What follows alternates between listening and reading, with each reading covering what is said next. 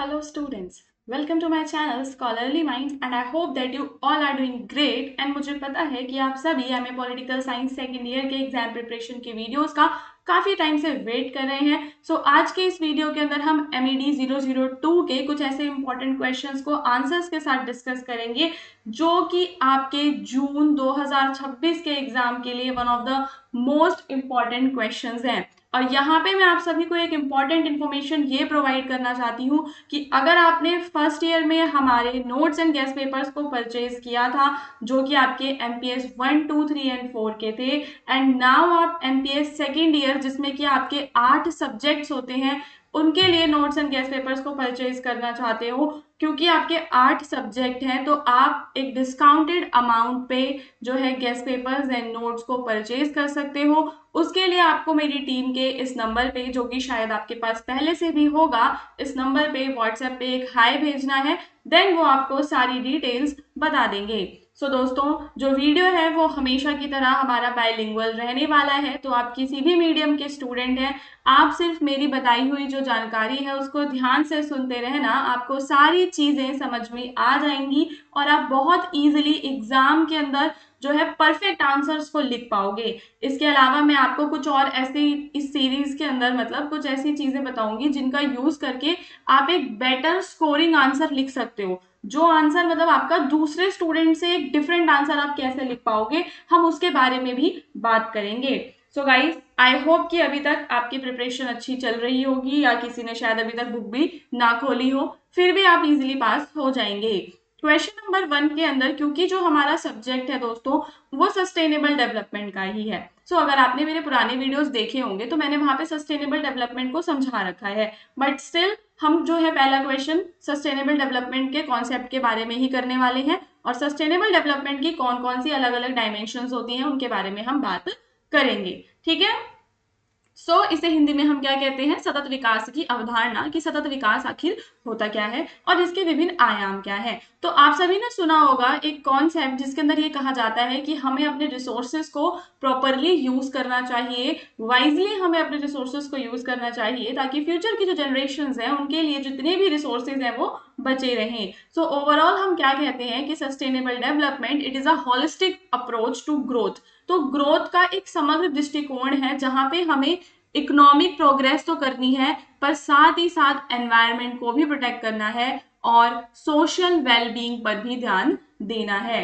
सतत विकास विकास का एक समग्र दृष्टिकोण है जिसका उद्देश्य पर्यावरणीय सुरक्षा और सामाजिक कल्याण के साथ आर्थिक प्रगति को संतुलित करना होता है। अब यहाँ पे बात आती है कि ये किस प्रिंसिपल पे बेस्ड है, इसका जो मेन मुद्दा है, जो मेन प्रिंसिपल है वो क्या है। It is based on the principle of intergenerational equity, यानी कि अलग अलग जो जनरेशंस हैं उनके बीच में क्या होना चाहिए, इक्विटी होना चाहिए। ठीक है, which means we must use resources wisely so that future generations do not inherit a degraded planet. हमें अपने प्लैनेट को ऐसा बना के रखना है कि जैसा हमें मिला था, ऐसा नहीं हो कि आने वाली जनरेशन को एक खराब ग्रह विरासत में मिले।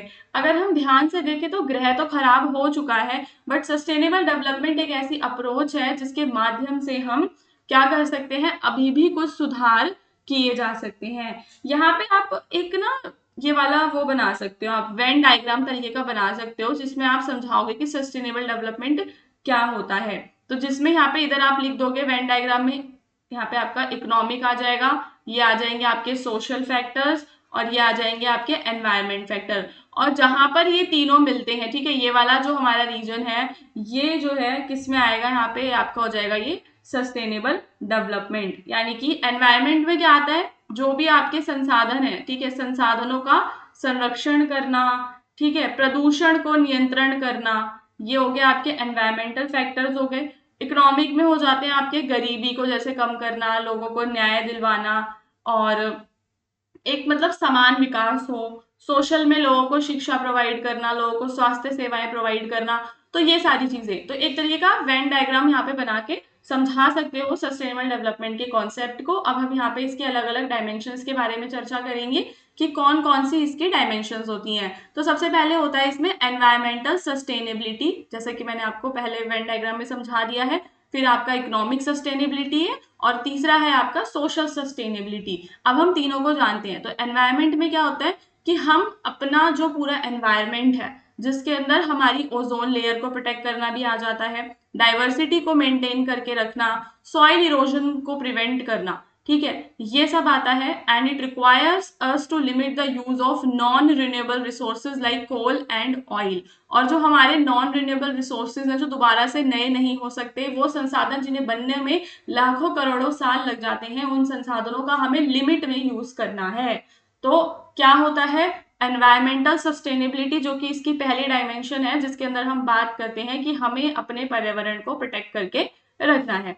फिर आता है आपका इकोनॉमिक सस्टेनेबिलिटी, जिसमें हम कहते हैं आर्थिक स्थिरता लेकर आना, जिसमें आप लॉन्ग टर्म में इकोनॉमिक हेल्थ पे ध्यान रखते हो। जैसे कि शॉर्ट टर्म प्रॉफिट की वजह से हम ऐसा नहीं करेंगे कि आज इस चीज से हमें फायदा हो रहा है तो आज का हमने ये चीज कर ली, लेकिन लॉन्ग टर्म में अगर इससे एनवायरमेंट को नुकसान पहुंचेगा तो फिर हमें वो नहीं करना है, जिसे हम बोलते हैं ग्रीन अकाउंटिंग।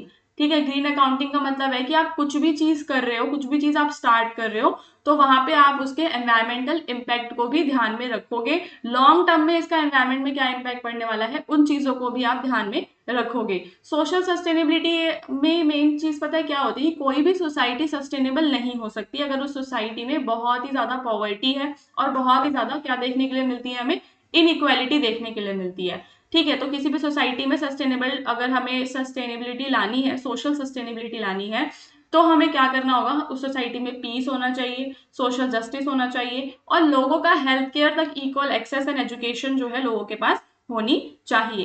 ठीक है, तो MED 002 देखो, मेरे को पता है कि जो मैंने एक वीडियो बना रखी है जिसके अंदर मैंने आपको सब्जेक्ट चूज करने के लिए बताया हुआ था कि सेकंड ईयर में आपको कौन कौन से सब्जेक्ट्स को चूज करना है, तो उसके अंदर मैंने MED 002 भी दिया हुआ है और MED 008 भी दिया हुआ है। तो जो सब्जेक्ट्स मैंने आपको बताए थे, मैं उन सब्जेक्ट्स की एकदम कंप्लीट प्रिपरेशन आपको जरूर करवाऊंगी। अब यहाँ पे आपने आज तक सस्टेनेबल डेवलपमेंट वर्ड नहीं पढ़ा था, आपको नहीं कुछ भी समझ में आ रहा था, तो स्टिल आप फिलहाल इतना तो समझ चुके होंगे कि ये अप्रोच क्या होती है, कि क्या इसका मेन प्रिंसिपल है और ओवरऑल इसकी तीन कौन कौन सी हमारी डायमेंशंस है। आई होप कि आप इतना समझ चुके होंगे। ठीक है, मेरे चैनल पे आप लाइव सेक्शन पे जाओगे तो आपको वहां पे कुछ मेरे पुराने वीडियोस मिल जाएंगे MED 002 के, जिसमें लिखा होगा रिवीजन क्लास या मैराथन क्लास। तो मेनली आपको क्या करना है कि जो भी मेरी रिवीजन क्लासेस होती हैं आप उन्हें जरूर देखा करो। ठीक है, रिवीजन क्लासेस में क्या होता है कि हम फाइनल रिवीजन जब करते हैं ना, तो इजी लैंग्वेज में शॉर्ट टर्म में मोर क्वेश्चंस को कंप्लीट कर लेते हैं। ठीक है, नेक्स्ट क्वेश्चन पे चलेंगे जिसमें आपको बताना है कि इकोसिस्टम अप्रोच क्या होती है। और एक और चीज जो मैं आपको मोस्ट इंपॉर्टेंट बताना चाहती थी कि अब से जो मेरी लाइव क्लास होगी ना, उसके लिए हमने एक नया चैनल बनाया है जिसका नाम है स्कॉलरली माइंड्स लाइव, और जिसका जो लिंक है चैनल का ज्वाइन करने का, वो आपको मिल जाएगा डिस्क्रिप्शन में ही। तो आप वहां से उसको ज्वाइन कर लो, मेरे व्हाट्सएप चैनल को ज्वाइन कर लो। तो अब क्योंकि एग्जाम आने वाले हैं तो लाइव क्लासेस के बारे में जो भी इंफॉर्मेशन होगा वो आपको मेरे व्हाट्सएप चैनल पे मिलता रहेगा। इंपॉर्टेंट है कि आप हमारी लाइव क्लासेस से जुड़ो, क्योंकि उसमें क्या होता है कि आपके अगर कोई डाउट होते हैं तो आप साइड बाय साइड उधर हमसे पूछ सकते हो। ठीक है, नाउ गाइस, इकोसिस्टम अप्रोच क्या होती है आपको ये समझाना है। What do you understand by the पारिस्थितिकी तंत्र दृष्टिकोण, एंड ये कैसे हेल्पफुल है in understanding the process of sustainable development. Sustainable development की पूरी अगर मेरे को प्रोसेस को समझना है तो उसके अंदर इकोसिस्टम अप्रोच किस तरीके से मेरी हेल्प करती है उसके बारे में हम बात करेंगे। तो इकोसिस्टम अप्रोच गाइस क्या होती है, एक इंटीग्रेटेड स्ट्रेटेजी है। ठीक है, ये एक प्रकार की स्ट्रेटेजी है जिसके अंदर हम क्या करते हैं, लैंड को मैनेज करते हैं, वाटर को, और जो भी हमारे लिविंग रिसोर्सेज हैं उन सभी को हम एक साथ मैनेज करते हैं। अगर हम पुराने ट्रेडिशनल कंजर्वेशन टेक्निक्स की बात करें तो हम क्या करते थे कि अगर हमें टाइगर को बचाना है तो हम सिर्फ टाइगर को बचाने पे फोकस करते थे, लेकिन अब हम क्या करते हैं, टाइगर के साथ साथ उसके आसपास का जो एनवायरनमेंट है हमें उसको भी बचाना है। तो ये अब हमारी क्या हो जाती है, एक इंटीग्रेटेड स्ट्रेटेजी हो जाती है जिसमें आप हर एक चीज का प्रबंधन करते हो। तो पारिस्थितिकी तंत्र दृष्टिकोण भूमि, जल और जीवित संसाधनों के प्रबंधन के लिए एक एकीकृत रणनीति है। पारंपरिक संरक्षण के विपरीत, जो एक प्रजाति जिसमें आपका बाघ आ सकता है, आपका राइनो आ सकता है, जो किसी एक पर केंद्रित होता था, यह दृष्टिकोण पूरे पर्यावरण को एक इकाई के रूप में देखता है। तो ये लाइन आपको याद कर लेनी है क्या, कि ये पूरे पर्यावरण को एक इकाई के रूप में देखता है। ठीक है दोस्तों, आई होप आप समझ पा रहे होंगे कि क्या इसके अंदर है कि ये पारंपरिक वाले जो आपका ट्रेडिशनली जो आपका संरक्षण चला आ रहा था उसके विपरीत है।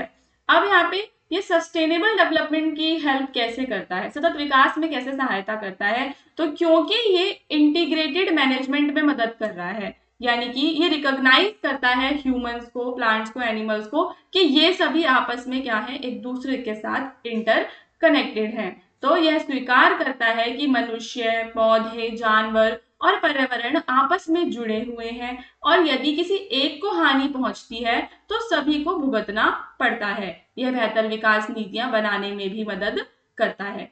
ठीक है, सो आप समझ पा रहे हो क्या चीज, कि ये एक इंटीग्रेटेड मैनेजमेंट सिस्टम है।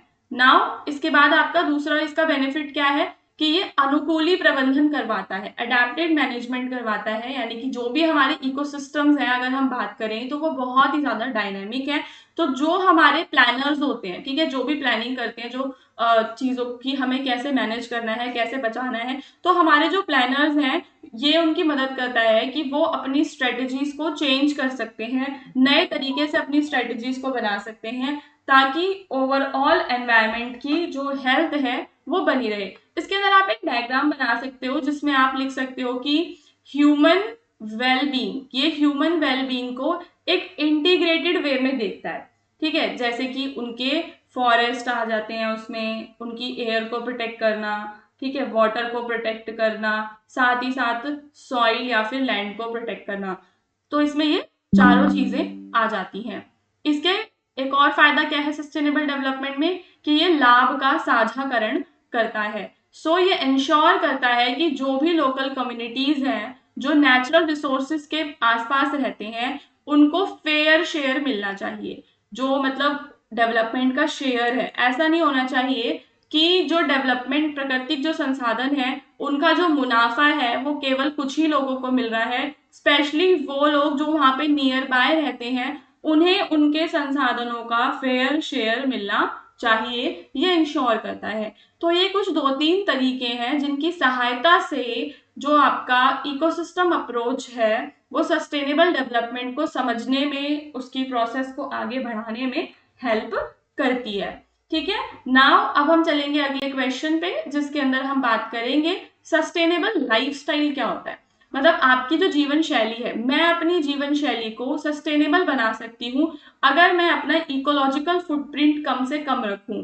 इकोलॉजिकल फुटप्रिंट ये होता है कि मैंने ओवरऑल कितना एनवायरनमेंट को डैमेज पहुंचाया है। जिस दिन से हम पैदा हो जाते हैं उस दिन से ही हमारा एक इकोलॉजिकल फुटप्रिंट क्रिएट होने लगता है, जिसमें हम कितना CO2 रिलीज कर रहे हैं, ठीक है, ये हो गया, और कितना हम एनवायरनमेंट को डैमेज पहुंचा रहे हैं। तो सस्टेनेबल लाइफस्टाइल एक ऐसी चॉइस है हमारी जिसके अंदर हम अपने इकोलॉजिकल फुटप्रिंट को कम से कम रखेंगे, ठीक है, हार्मनी में रहेंगे नेचर के साथ, और एक फिलॉसफी को अपनाएंगे जो फिलॉसफी बेस्ड होती है किस चीज पे, simple living and high thinking पे। तो सतत जीवन शैली जीने का एक सचेत विकल्प है जो हमारे पारिस्थितिक पदचिन्ह फुटप्रिंट को कम करता है। यह प्रकृति के साथ सद्भाव में रहने और साधा जीवन, उच्च विचार के दर्शन को अपनाने के बारे में है। ठीक है, जीवन सादा जीना है पर अपने विचारों को उच्च रखना है। ये है आपका सस्टेनेबल लाइफस्टाइल। इसके कुछ एग्जांपल्स हैं जैसे कि बकेट्स का यूज करना, शावर्स का यूज ना करते हुए, घर में रेन वाटर हार्वेस्टिंग सिस्टम को लगाना, मतलब ऐसी चीजों को अपनाना जो हमारे एनवायरनमेंट को प्रोटेक्ट करें। सतत आहार लेना, लोकली ग्रोन फूड को खाना, सीजनल फ्रूट को खाना, इंपोर्टेड ओवर प्रोसेस्ड फूड को ना खाना, जिससे कि हमारा जो कार्बन फुटप्रिंट है ट्रांसपोर्टेशन वाला वो कम हो जाता है। रिस्पॉन्सिबली हमें कंजम्पशन करना है। ठीक है, तो यहाँ पे देखो 5 आवर्स को हम फॉलो कर सकते हैं। ठीक है, 1 2 3 4 5 आवर्स, जिसमें सबसे पहले आपका क्या आता है, रिफ्यूज। देन रिफ्यूज का मतलब क्या होता है, मना करना। रिड्यूस यानी कि कम करना, और फिर आपका रीयूज, किसी भी चीज का पुनः उपयोग करना। रीपर्पज यानी कि उसको यूज करने के उद्देश्य को बदल देना। रिसाइकल यानी कि पुनः चक्रण करना। तो हम ये 5 आवर्स का यूज करेंगे अगर, तो भी हमारा जो लाइफस्टाइल है वो गाइज सस्टेनेबल लाइफ स्टाइल बन जाएगा। ठीक है, refuse, reduce, reuse, repurpose and recycle. For example, using the cloth bag instead of the plastic one. Okay. अगला क्वेश्चन जिसमें मतलब ये वाला क्वेश्चन भी इंपॉर्टेंट है, जिसमें आप बात करोगे क्लाइमेट चेंज के बारे में और क्लाइमेट चेंज का सस्टेनेबल डेवलपमेंट में क्या इम्पैक्ट पड़ता है। तो क्लाइमेट चेंज के अंदर आप कॉज एंड इफेक्ट वाली चीज को समझो सबसे पहले कि क्लाइमेट चेंज में ना कुछ कॉजेज होते हैं और फिर उन्हीं कॉजेज का एक क्या क्रिएट होता है, इफेक्ट क्रिएट होता है। ठीक है, क्या कॉज एंड इफेक्ट है समझो। कॉज हमारे जो भी ह्यूमन की एक्टिविटीज हैं, ठीक है, ह्यूमन एक्टिविटीज जिसमें क्या क्या आता है, बर्निंग ऑफ फॉसिल फ्यूल्स आ गया आपका, और आपका आ गया डिफॉरेस्टेशन, और जिसकी वजह से फिर हमें क्या देखने के लिए मिलती है, ग्लोबल वार्मिंग एक इसका इफेक्ट हो गया। दूसरा इसका सबसे बड़ा इफेक्ट हो गया मेल्टिंग ऑफ ग्लेशियर्स हमारे पिघल रहे हैं, हीट वेव्स चल रही हैं इसकी वजह से, और सी लेवल राइज हो रहा है। तो ये होता है एक कॉज एंड इफेक्ट रिलेशनशिप जिसकी वजह से क्लाइमेट चेंज को नुकसान पहुंचता है। आप इस तरीके का एक चार्ट एग्जाम में भी बना सकते हो। अगर आप MED 2 एंड 8 के अंदर कुछ इस तरीके की चीजों को यूज करोगे ना, जैसे कि आपके वेन डायग्राम, आपके फ्लो चार्ट, आपके पिरामिड्स, इनका यूज करोगे तो आपको ज्यादा मार्क्स मिलेंगे। ठीक है, अब मैं अपने जो भी क्वेश्चंस आगे करवाऊंगी ना उसके अंदर आपको बताऊंगी कि आप कैसे कैसे बनाओगे आपके सारे सब्जेक्ट्स के अंदर। अब क्लाइमेट चेंज क्या है ओवरऑल अगर मैं बात करूं तो क्लाइमेट एक लॉन्ग टर्म कॉन्सेप्ट होता है। वेदर की जब हम बात करते हैं तो वेदर शॉर्ट टर्म होता है, weather daily to daily change होता रहता है, but climate long term shift है।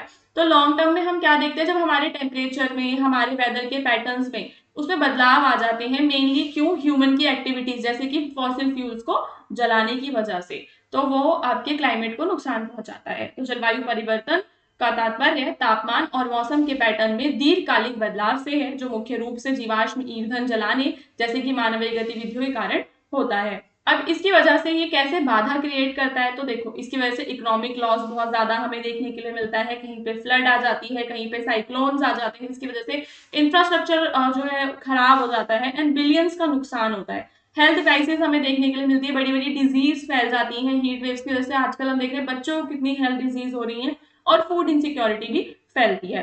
तो इसके काफी सारे लॉस होते हैं, कुछ आप अपने आप से भी लिख सकते हो क्लाइमेट चेंज के क्या क्या लॉसेज हैं। जब आप लिखना शुरू करते हो ना एग्जाम में तो अपने आप ही आपके साथ चीजें आपके दिमाग में आती जाएंगी। अब हम कैसे क्लाइमेट चेंज को रिड्यूस कर सकते हैं, तो हमें हरित ऊर्जा की ओर संक्रमण करना पड़ेगा, जैसे कि अब हम कोल से सोलर और विंड जियोथर्मल एनर्जी की तरफ जा सकते हैं। और कार्बन सिंक मतलब कि हमें ज्यादा से ज्यादा फॉरेस्ट को बढ़ाना है, क्योंकि जितना ज्यादा कार्बन बढ़ेगा उतनी ज्यादा ग्लोबल वार्मिंग बढ़ेगी। तो हमें ज्यादा से ज्यादा ट्रीज को लगाना है ताकि क्या हो सके, वो सारी की सारी जो CO2 है, ग्रीन हाउस गैसेज हैं, उन्हें वो एब्जॉर्ब कर सके और एनवायरमेंट को प्रोटेक्ट कर सकें। और क्लाइमेट स्मार्ट एग्रीकल्चर यानी कि जो भी हमारी फार्मिंग टेक्निक्स हैं, हमें उन टेक्निक्स का यूज करना है जिसमें कम पानी लगेगा। ठीक है, क्या, using farming techniques that requires less water and fewer chemical fertilisers, और कम से कम उसमें क्या लगे, कम से कम फर्टिलाइजर्स का उसमें प्रयोग करना है। सो गाइज देखो ये वाली वीडियो तो यहीं पे एंड होती है, आपके 4 क्वेश्चंस खत्म हो गए हैं। अगली वीडियो में 4 क्वेश्चंस मैं और करवा दूंगी। ये हमारा व्हाट्सएप नंबर है, डिस्क्रिप्शन में हमारे व्हाट्सएप चैनल का लिंक भी मिल जाएगा। तो अगर आपने अभी तक चैनल के साथ आप नहीं जुड़े हो तो वो चैनल हमारा मास्टर्स के स्टूडेंट्स के लिए है, आप उस पर जुड़ सकते हो, और जो भी मेरी लाइव क्लासेस हैं उनके लिंक आपको वहां पर ही मिल जाएंगे। आई होप कि आप ये चीजें समझ चुके होंगे। So all the best for your exam preparation, और अब हम मिलेंगे मेरे नेक्स्ट वीडियो के अंदर जिसके अंदर हम आपके किसी और सब्जेक्ट के बारे में डिस्कशन करेंगे।